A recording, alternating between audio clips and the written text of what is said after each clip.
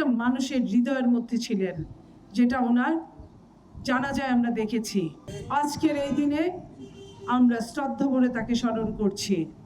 আজকের এই দিনে আমি তার সততার কথা স্মরণ করছি, যিনি মৃত্যুবরণ করার পরে একটা ভাঙা সুটকেস আর ছেঁড়া গেঞ্জি ছিল, তার কোনো সহায় সম্পত্তি ছিল না, কিন্তু উনি প্রত্যেকটা মানুষের হৃদয়ের মধ্যে ছিলেন, যেটা ওনার জানাজায় আমরা দেখেছি, যেটা আমরা ওনার পরবর্তী সময়ে দেখেছি, যেটা ওনার পরবর্তী বংশধরের দেশনেত্রী বেগম খালেদা জিয়ার সাথে দেখেছি।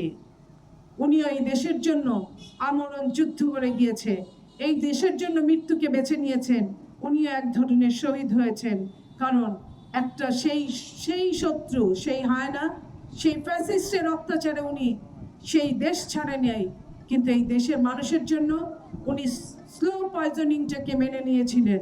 তারপরে উনি আজকে আমাদের মাঝে আজকে নেই। এই জায়গায় আজকে যিনি আছেন উনিও তার বংশধর, শহীদ প্রেসিডেন্ট জিয়াউর রহমানের যোগ্য উত্তরসূরি, দেশনায়ক আমাদের মাননীয় প্রধানমন্ত্রী জনাব তারেক রহমান। আমরা কায়মনো বাক্যে দোয়া করি উনি যেন ওনার বাবা এবং মায়ের আদর্শ ধরে আগামী দিনে বাংলাদেশকে শুধু দিয়েই যেতে পারে। বাংলাদেশকে যে দিয়ে যাবেন তার প্রমাণ উনি ইতিমধ্যে রেখেছেন।